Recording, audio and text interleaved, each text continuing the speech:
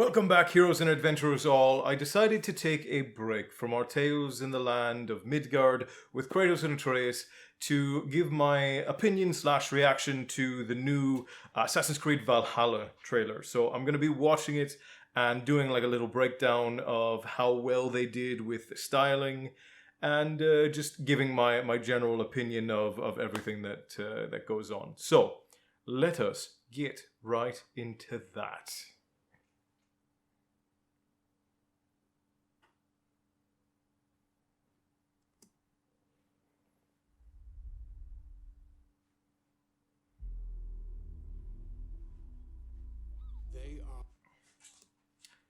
Okay, so a couple things here right off the bat.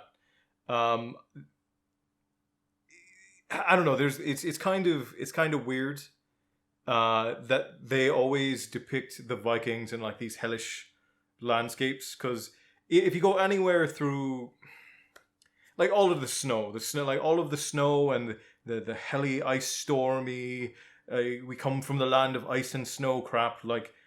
That's not accurate. So they always depict Vikings as coming from like these snowbound hellish landscapes, and it's fascinating because around this time, like the Iron Age to the Viking era, so like 700 to 1500, these would have been like, these are warmer climates. So really, like there's a lot of snow in Norway and Sweden around the winter time. But not all the time. Like even Iceland isn't super snowy. I don't know. It's it's a weird pet peeve that they always do this, and I get it. It's for cinematic effect. But I do like the buildings. The buildings are nice, though. Vikings would have been more likely to have like thatched roofs, like made of grass or hay. But I really like the aesthetic so far, and I just noticed this while I was ranting about the snow, is that they have these really long tunics. Everybody's wearing these really long tunics, and that was stylistic of the time from I want to say like the year 600 till about 15 to 1600. These longer tunics were the style of wear, and in places like Ireland, Scotland, and even Wales, they gave way to kilts and kilt-like attire. Some of it like precursed and some of it came after, but yeah, that's very period appropriate. I like that. A lot of like medieval and Viking era shows don't do this right, and that bothers me a lot because they always do like the really short like shirt, like Renaissance-y style tunics, and it's heavily incorrect. Okay, sorry, let's go. We were only 9 seconds in and I just wasted 4 minutes of your life. Ooh, wait, hang on. That was an axe. Let's take a look at the axe. Okay, so the handle looks appropriate-esque. It looks very ornate. And ornate axe handles and axes didn't really come around until about the mid-century, so like 13 to 1500. I don't know what era this game is supposed to be placed in, so if you guys know, you can let me know down below. But I didn't do any research going in. I just wanted to raw react to, not react, but break down the trailer as I see it. And this axe is super thick. Like, man, she is dummy thick. All right, let's go. And you wouldn't use that kind of axe to chop wood. Okay, so this is another thing that gets me. Oh, shit, I'm noticing two things. Okay, so the furs.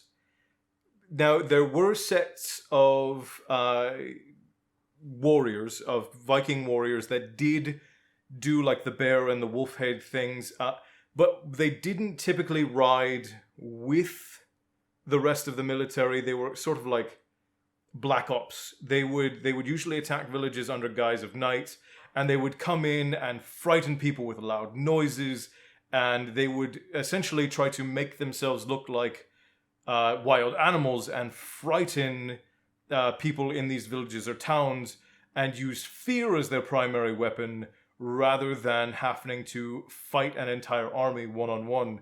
And it was a very clever tactic, and it was one of the reasons why they were so feared, along with the Celts, the Scandinavians, the Gauls, the Gaels. They were all very big people at the time, so they were seen as being giants. But the fur's on the outside. That's not something that people did. The fur doesn't do you any good when it's on the outside. So this doesn't make a whole lot of sense, and it's a waste of fur. They wouldn't really have done that. And the only people that would have worn furs like this would have been champions. And berserker kind of became a catch-all term for like the best warriors.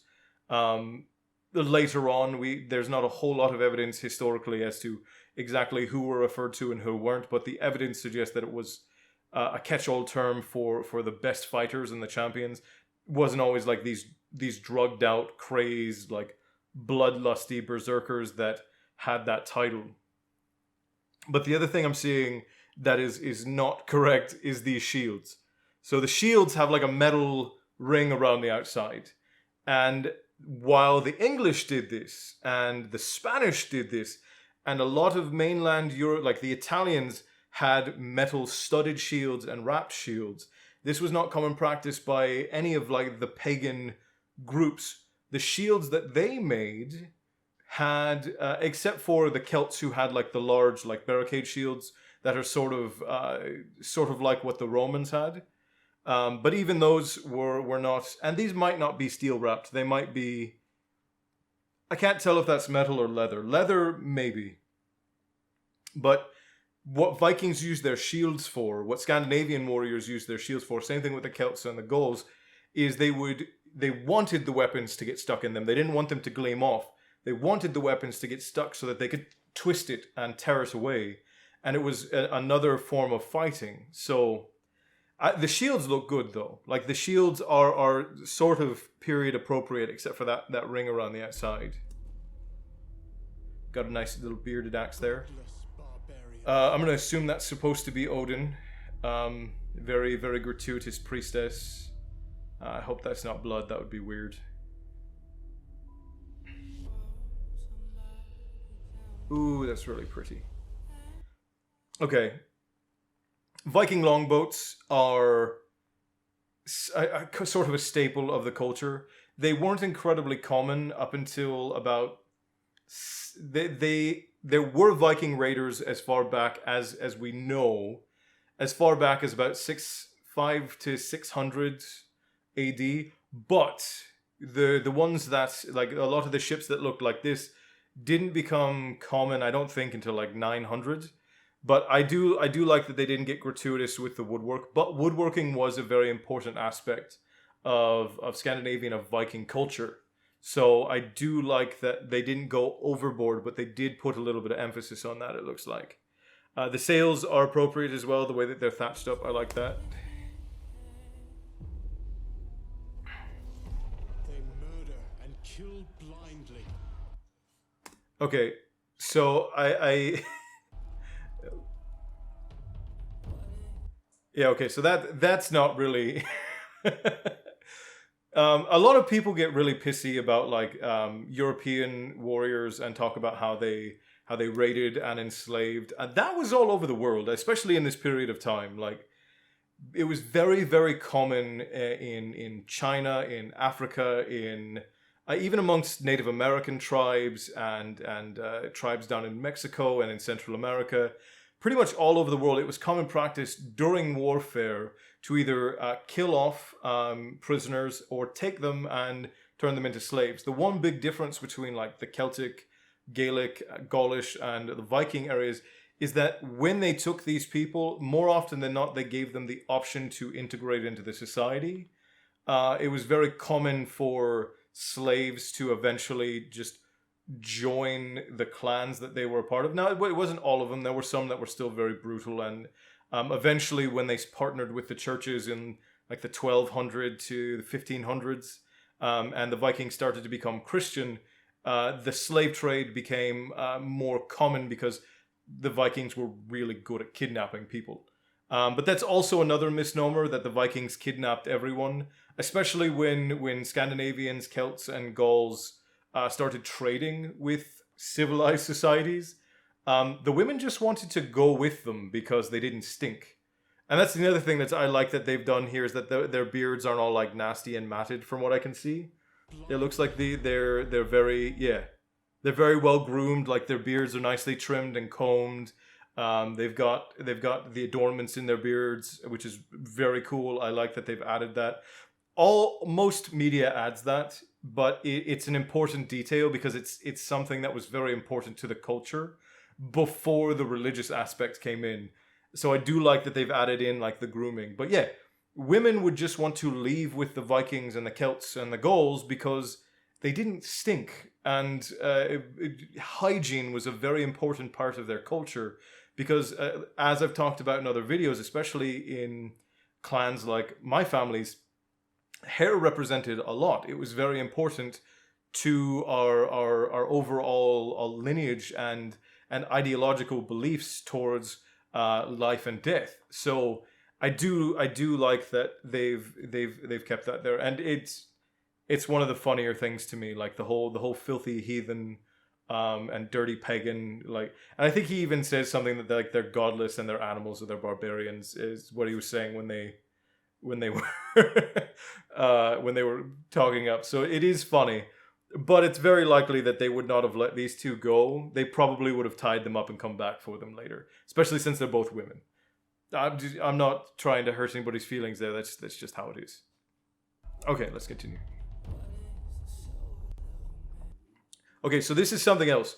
Burning of villages, that was also incredibly common amongst all of cultures before. It was super common in China. Like, China and Japan, like the feudal lords and like that whole era of China and Japan, like, even if the lords owned the towns, they would still burn them down.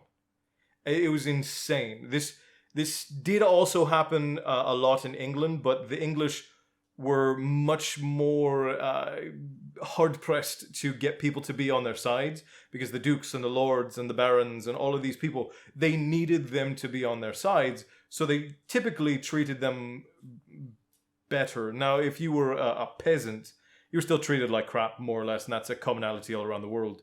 But like in China and Japan and even Korea, like the lords would just straight up come and burn villages as a show of power. And my point is that it was common all around the world. This didn't just happen with Viking and Celtic and English and Anglo-Saxon groups. This happened everywhere. And it's a very common misconception that it only happened in European and Scandinavian countries. No, this shit was common practice. All right, back into it. Ooh, oh, no, you did not, sir. Hang on a second. Let me see. Hang on. No! Oh, that's bollocks. They've strapped the shields on. So many of you may not remember the 13th Warrior. It's an old Viking film where Antonio Banderas is... I don't remember if he's Arabic, but he's Muslim. And he ends up traveling with this group of Vikings and trying to learn their ways. And one of my big beefs with that film, because it's a fucking spectacular film. It is so good. It is one of the best films. I think it came out in the 90s. It was one of the best films that came out around that time. But the Viking shields were all strapped on. And the Vikings, I think there was a short period of time after they integrated with England as far as trade went, that they may have had shields like this. And yeah, it's got the metal rim on it too. Ugh, gross. Okay, so I don't like that. And they didn't strap the shields on. So here, let's move forward just a little bit. That ball, that little ball, that metal ball there on the shield, that was where they would put their hands into. And you can look this up, I think, on any of like the Norse or Swedish Viking museum websites. You should be able to find a picture of the old shields. They put this in there because that's where their hands went. And the hand went in there because the shield was not only used for defense and disarming, they also used it as an attack. And they wanted more mobility with their hands. And obviously, if you strap something to your arm, you're limited to the motion at the elbow. Whereas if it's in your hand, you have a lot more resilience with it and you have a lot more motion. And they would use it as a striking weapon as well as a defense weapon. And that was part of the reason why they were so mobile for the complex shield walls that Vikings did. Like Vikings and Celts and the Spartans were notorious for their shield walls, and that's where the Romans picked it up from. It was not common practice amongst Greek military to do that. They got that from the pagans and the Germanic tribes. So it's bothersome that they put the straps on there, and that they put the metal on there, because I can see now that that's riveted on. That's a metal shield ring. So that would have defeated the purpose. Even if this is in like the 12 to 1300s, it still wouldn't have been period appropriate, because they're clearly not trading with England, and I think it's England, but they're clearly fighting with them. So I don't know. That was a cool transition. That's neat. Never love. That's ironic to say. The time has come to speak. Okay, it's very Christian, very very Catholic. Okay, wait a minute. Hang on.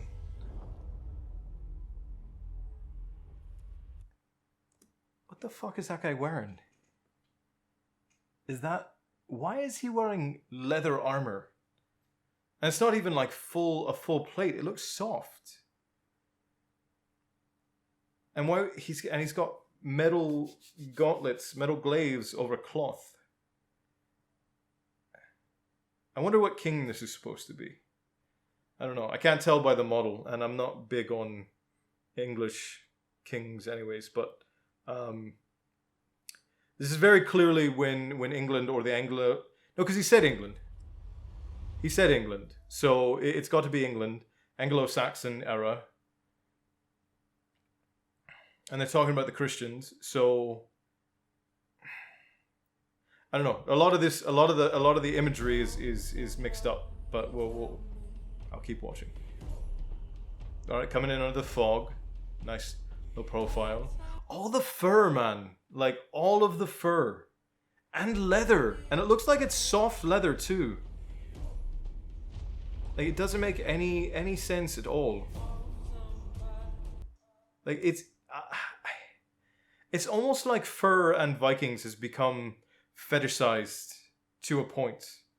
Like, because you see it in the show Vikings and all, like, and this is battle. Like, they're going into battle. There's no reason why they would have had this out like this, especially when you're on a ship, because they didn't wear stuff that would easily weigh them down while they were on the ship, because if you fell overboard you'd be fucked.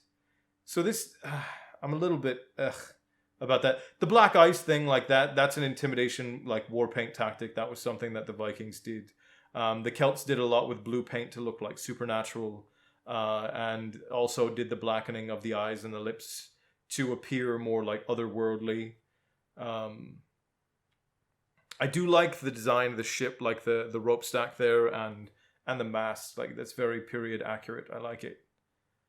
I just don't like all the fur and the leather. Leather was very expensive in this time. Like, it was not something that was commonly worn. If you go back like to the earliest practices of leather amongst the Vikings, like it's used on hilts for weapons because of the grip, and it's used in like the tying of hair and in like the clasps for the tunics. But it was not super widely used as armor, and it wouldn't have been soft like this either, because the soft armor, I don't know, maybe I'm not seeing it correctly, but it wouldn't have been soft like this. Like, the two kinds of armor that they had that was most common were the long tunics that were wool, and they were very heavy and more likely to stop a gleaming blow or to keep an arrow from penetrating. And they did have armor that was fur, but the fur was inward, and it was small animal pelt to keep the arrows from coming through. They wouldn't have had big like bear pelts and shit like this on here. Also, side note, the Norse would make pets out of wild boar, bears, wolves, and ravens, and that's actually true. A lot of people thought that was mythology ages ago, and that it wasn't true. But no, it was common practice in a lot of Scandinavian culture to make pets. More common in Sweden than Norway, but it was very common. They would keep bears and wild wolves for pets. So yeah. All right, back to it.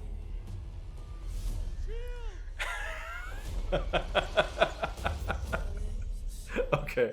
All right. So the whole fire arrow thing has got to be one of my favorite like cliches that they put in films. Because one, it's silly. You can't catch anything on fire with an arrow. There's just not enough surface area to do anything. Now there are specific types of arrows that were made that they would put these little pitch bombs that had like pitch and sulfur in them. They were more common in China, but I think that either Spain or Italy made them as well. Don't quote me on that because I'm not exactly sure where they were made, but they were hollowed out like the tops of wrought iron and fences. But they were used to carry like these little pitch bombs that would explode on impact and cover them with hot pitch, or because they would crush. They didn't have a whole lot of durability. And if they hit a soft spot, they would also enter in, and then the pitch would start burning inside of people. They're really, really fucking brutal. But like this, because if I saw it correctly, and I think I did.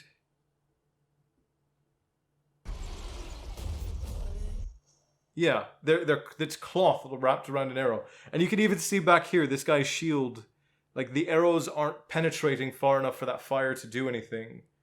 So it really wouldn't have. The other silly thing about this is the Vikings are coming in under cover of dawn, right? So if they had just shot the arrows, they wouldn't have put their shields up because they wouldn't have seen the arrows.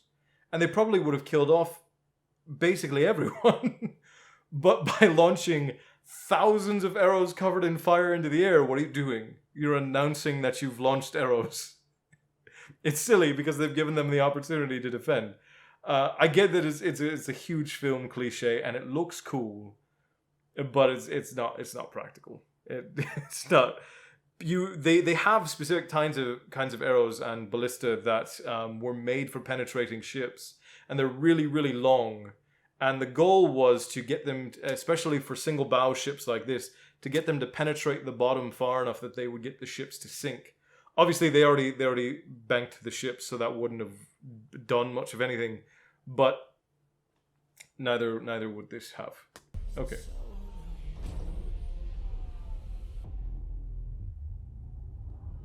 Okay. This is a little bit perturbing as well.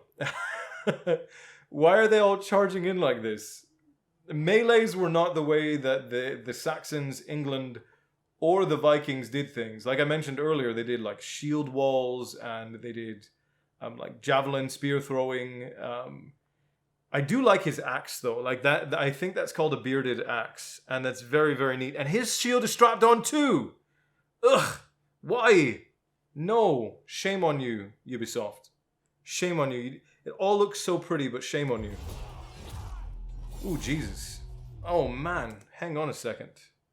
He just cleaved right through that guy's head. There's no way that kind of axe would have went through a helmet. Hang on. I need to slow this down a little bit. There we go. Whew. Man, that is rough. Okay, there we go, spears. Okay, spears would have been a lot more common in this fight than the axes would have been.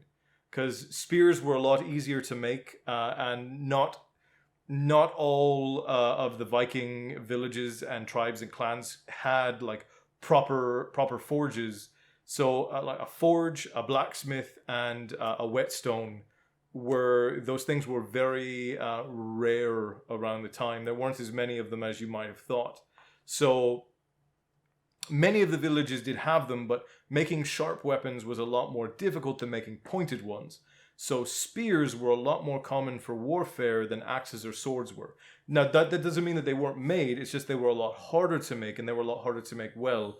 And Vikings, Celts, Gauls, they all took great pride in their weaponry, and I'm trying to remember, these axes, depending on where they are, because from some of the stuff that I'm seeing, it looks like they're like between 700 and 1100 AD, but some of the stuff looks like it's further along than that, so I'm not 100% sure.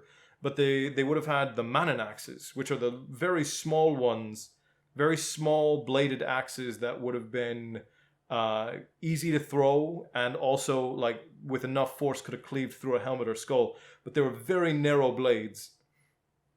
These axes are bearded axes. They have the long dipping blades, and so the axe wasn't as common until around like 1,000 to 1,300 AD.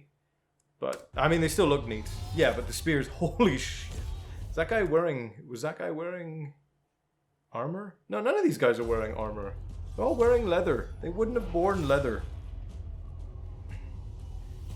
Okay, that guy is the most important one, and he's still wearing less armor than a lot of these guys. And most of them would have been wearing chainmail, at least on the Saxon side.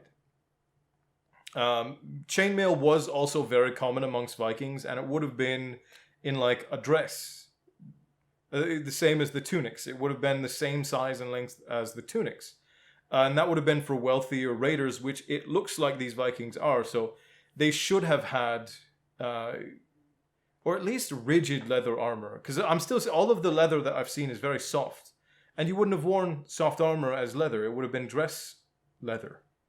So you want the rigid armor, so it would have actually looked like a regular breastplate, and that actually predated a lot of like solid metal plating, because it was easier to make, and the goal was to stop things, so it would be dried and made rigid. But for a lot of warfare, chainmail was more common, because like an axe isn't going to go through chainmail. Obviously, a club or a hammer isn't going to go through chainmail. And swords, it's very difficult to get a piercing weapon through chainmail. Arrows didn't go well through chainmail. Spears were pretty much the bane. Spears or javelins would have been the bane of mail, and it was the armor of choice for a lot of warriors all over the world, from China all the way to Spain and Ireland and Scandinavia. So, Jesus, that guy's a beast. Whoa. Hey, his axe is really pretty. Okay, so maybe we are looking at... Hang on, let me get a look at his axe. Let me see his axe. Yeah, look at how big these axes are. Jesus. Viking axe blades were really thin folded steel, because they needed to be able to be swung with a lot of speed and force, or to be able to be thrown to be balanced. And these axes have a lot of adornments on them, and that would not have really been the case until post-1200s. So I don't know if this is medieval, because the helmets that these guys are wearing, and it looks like he's wearing leather armor as well. Or is that chainmail? Okay, no, so that guy's got chainmail on. He's got a chain shirt, and he's got a chain tunic on. But the helmets look later than that. They look like... I can't even really recognize the helmets, because they look sort of Roman, but they also sort of have like an Anglo-Saxon feel to them as well. I can't tell. But that axe, an axe like that, would have been way more common post the 1200s. Because it's got all the fancy adornments, and it kind of uses it as a spear. Although it looks like it goes all the way into the guy's chest. Yeah, it does. Jesus.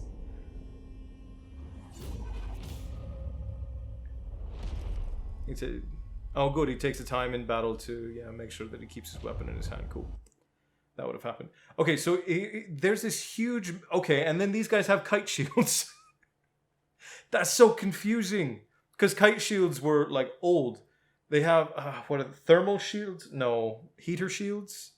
Heater shields were like the common one that you see that have, like, the points. And then they go down like that, or, like, they're flat on top. Heater shields became, like, commonality between 1,000 and 1,400, like, what led up to... the medieval era, but kite shields were older than that. And a lot of people say that kite shields are actually the superior shield. I'm inclined to agree. I like the Viking round shields because of what they were used for, but kite shields are probably one of the better shields out there, better shield designs, and I'm sure you can find information on it that would support that claim, because kite shields were beastly shields. They had the same sort of ability that the Viking round shields did, but they were lighter. They defended more of the body. Just a very, very solid shield design, and I don't really understand why it was moved away from by warrior cultures, but it was.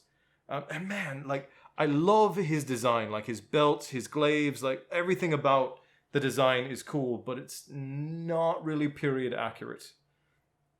I love it, like it's super cool, but it's more fantasy than reality. I love his belts. His belts are very reminiscent of what a Viking lord would wear, especially into battle. And I love the way that his hair and his beard are done, because like adornments in the beard and hair and then the belt, that would have been something that like Vikings and the Celts and the Gauls and the Gaels would have done to show that they were like superior and they were the leader, because you get those things for winning in battles and becoming proficient in battle. So that's really cool. But the other thing I was going to say is like this melee is crazy. Like at any of the periods that this would have been in, they would not have had a melee like this. Because, what is it called? I can't remember what the terminology is. But at a certain point, Vikings and all warrior groups started flying like banners. I can't remember for the life of me what it's called. But they would have like common colors or common armor or common symbols on their shield, so that they wouldn't lose each other in battle. And they often fought in formations in this time period as well, so that wouldn't happen. Because, you know, you're running around on the battlefield and everybody is fighting, and you're just as likely to kill a friend as you are to kill an enemy, because you don't know, and there's all of this fog. So heraldry, it's called heraldry. It's where they would have common colors and armor, so they were easy to distinguish from each other on the battlefield. There's not a whole lot of that. I mean, obviously, some of the guys on what I'm assuming are the Saxon side, they have common colors, but the guys on the Viking side are all over the place. They could be anybody, and not everybody on the Saxon side is all wearing the same stuff. Although they do look like they have the cloth tunics on, which is cool. So okay.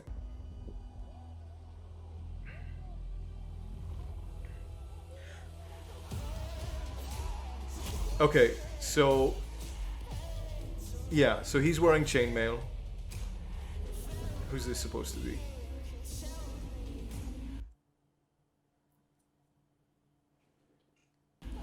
Okay, some old guy. Odin, the Raven. Okay, so this is another thing.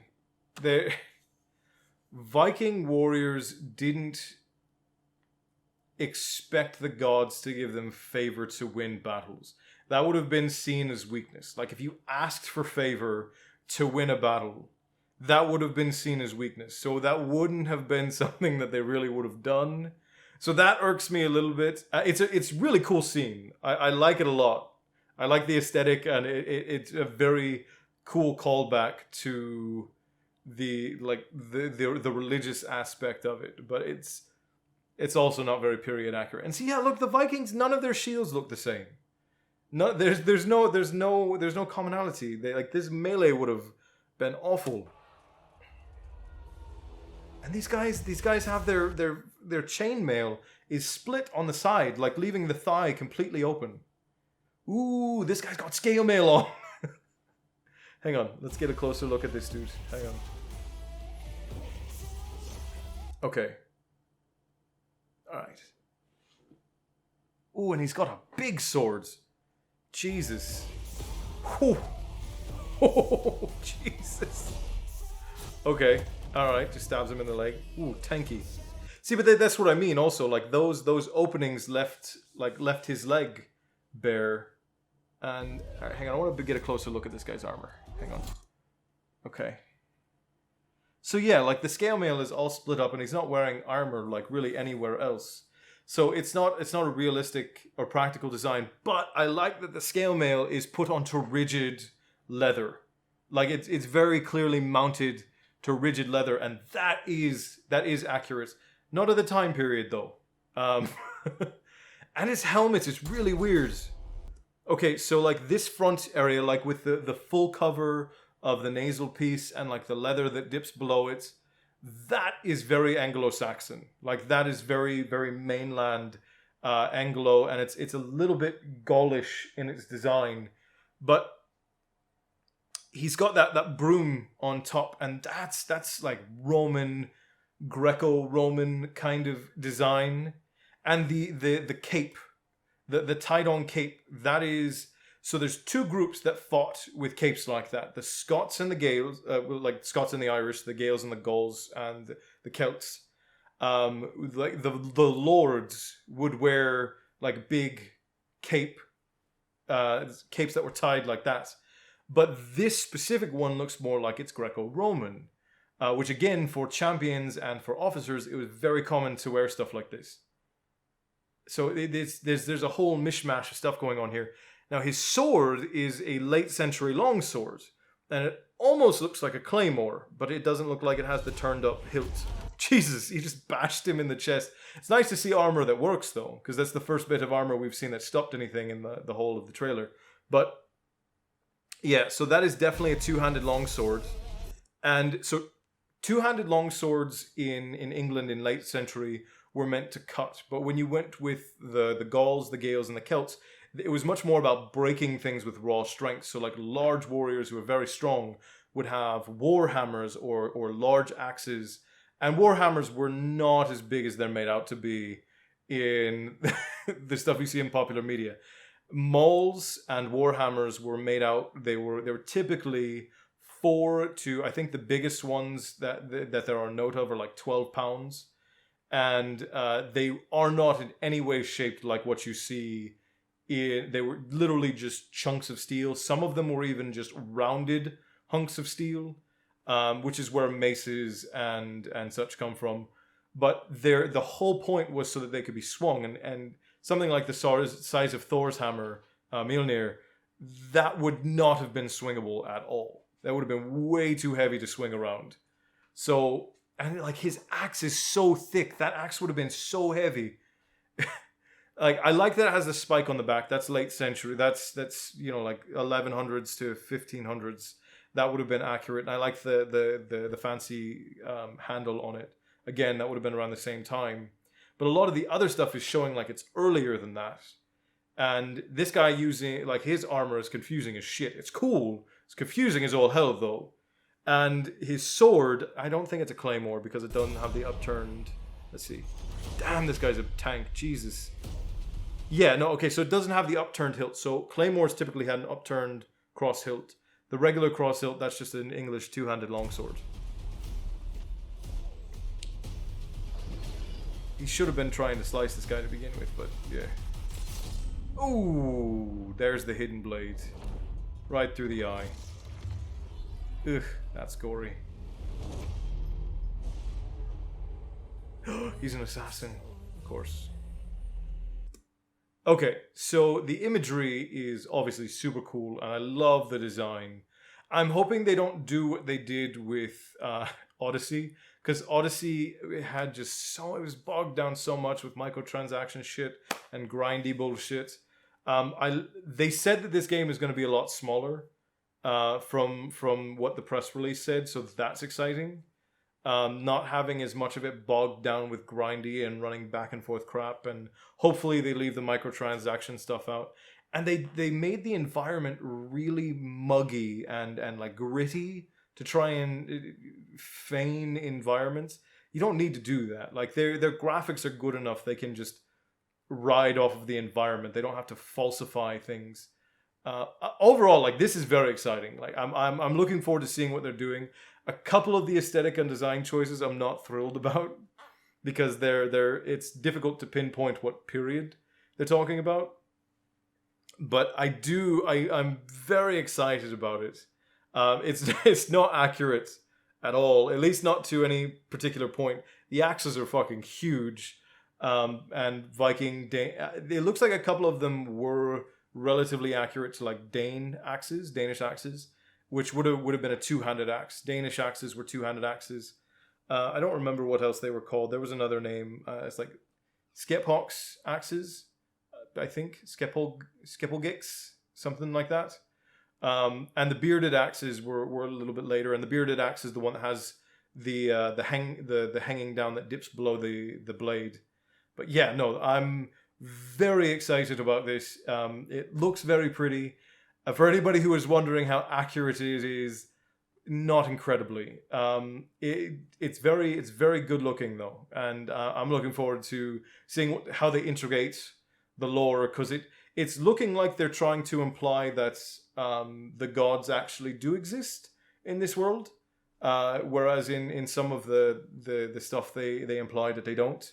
So I'm interested to see how they integrate that in. So yeah, and this was a nice break from God of War to look at something a little bit new. If you guys don't already follow me on Instagram, it's where I make all my announcements. And over on Twitter, we play Twitter D&D now, and I'm getting ready to start a D&D server over on Discord for anybody who wants to play. Of course, you guys are always welcome to ask me questions over Twitter, as well as tag me in stories on Instagram, and I will respond as promptly as I am able. I put out new videos here every Monday and Friday at 10:30 a.m. Fridays are typically more like pop culture related, and Mondays are typically more deep dives into lore. And I'm going to start doing gaming Let's Plays with my friend Killshot Kitty on Wednesdays. So those will be out then. Of course, you can follow me on TikTok. I'm doing a lot of new content over there as well, because TikTok's been hiding my cultural stuff, so I've been changing it around. And yeah. Oh, my podcast. My podcast comes out every other Monday on Spotify, iTunes, and Stitcher, as well as you can get it a week early over on my Patreon page, which is going to be the only way you can get into my private D&D games, because I will be having a private D&D server with a public forum inside for people to talk in. It'll be $1, and it'll be once a week. We'll be doing like a 4-hour long session, and then I'll also be trying to incorporate more fun D&D stuff that way. So thank you guys so much for watching. I hope you have enjoyed. This is a little bit different than what I normally do, but I'm trying to mix it up. So stay bloodthirsty, my friends, and remember, all hail.